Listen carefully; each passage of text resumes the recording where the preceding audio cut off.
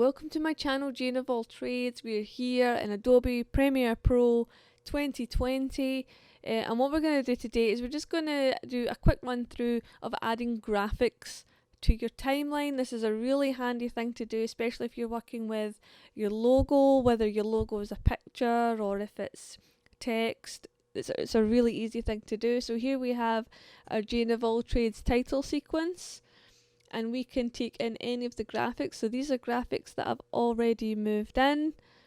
We can have, all you do is you drag it to the timeline, and then when it's on the timeline it's there, and then you can manipulate it to be wherever on the screen that you wish it to be. And you do that by clicking up here, click on your actual clip of course, and then go to effects control, and now we have elements of control over that particular image or graphic, which is a transparent PNG in this case.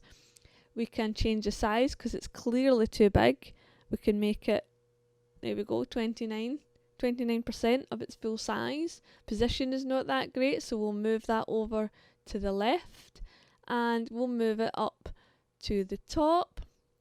We can make it a little bit smaller, and simple as that is how we have added an image to our timeline. You can do the same thing with photographs if you wish. You can do the exact opposite, so we can move it back to the center and we can actually make it huge. So if you wanted to do something with it that was particularly large, you can move it over, or if you have only a section of an image that you would wish to use, for example like the play button, you didn't want the whole thing, you didn't want to see the full subscribe button, then that's now a full screen image.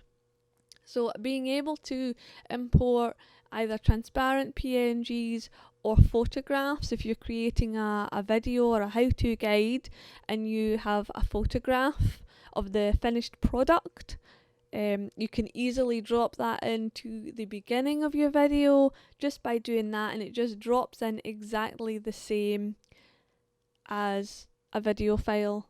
And you can also change how long it runs for, so you can have it like that, and then when I hit play it'll be a giant play button in the middle. So there you go. So that's the best way of doing that.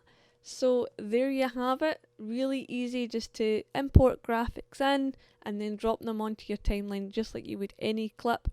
And again, it's fully editable, and you can use your effects controls and you can add effects from the effects panel if there's anything that you wish to manipulate. So there you go. Feel free to like, feel free to subscribe. Why not drop a comment below? Tell me what you think of my tutorials. Is there anything you want me to work on? Is there anything you want me to improve?